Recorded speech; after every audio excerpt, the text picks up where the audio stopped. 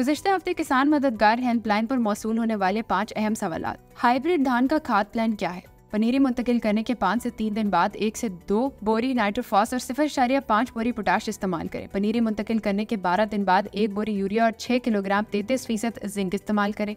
पनीरी मुंतकली के 18 दिन बाद 0.5 बोरी यूरिया और 2 किलोग्राम सल्फर इस्तेमाल करें। 45 से 48 दिन बाद बोरॉन का स्प्रे 150 ग्राम, पोटाशियम नाइट्रेट 2 किलोग्राम और फंजीसाइड स्प्रे करें। दाना बनने के बाद 2 किलोग्राम पोटाशियम नाइट्रेट भी इस्तेमाल करें। कायनात 1121 मूंजी का खाद प्लान क्या है?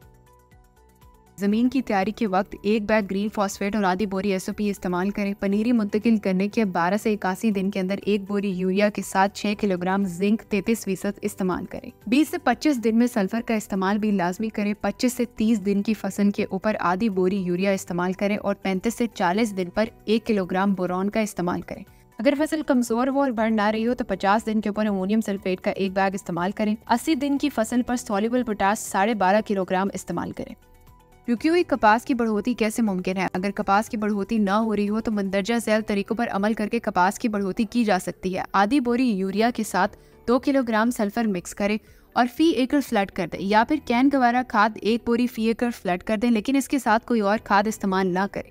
तिल की फसल में फूलों के लिए कौन सी खाद इस्तेमाल की जाए? तिल की फसल की अच्छी नशोनुमा के लिए माइक्रो न्यूट्रिएंट्स और सल्फर का इस्तेमाल किया जाना उसके फूलों की तादाद में इजाफा करता है। इसलिए कोरिला वीएल NPK 250 मिलीलीटर फी एकड़ इस्तेमाल करें और 70% ग्रीन सल्फर 2 से 3 किलोग्राम फी एकड़ फ्लड कर दे। तिल की फसल में मुरझाव से बचाव के लिए कौन सी तदाबीर अपनाई जा सकती हैं? तिल की फसल को मुरझाव की बीमारी से बचाने के लिए सल्फर का इस्तेमाल बहुत मुफीद है, इसलिए सल्फर का इस्तेमाल करते रहना चाहिए।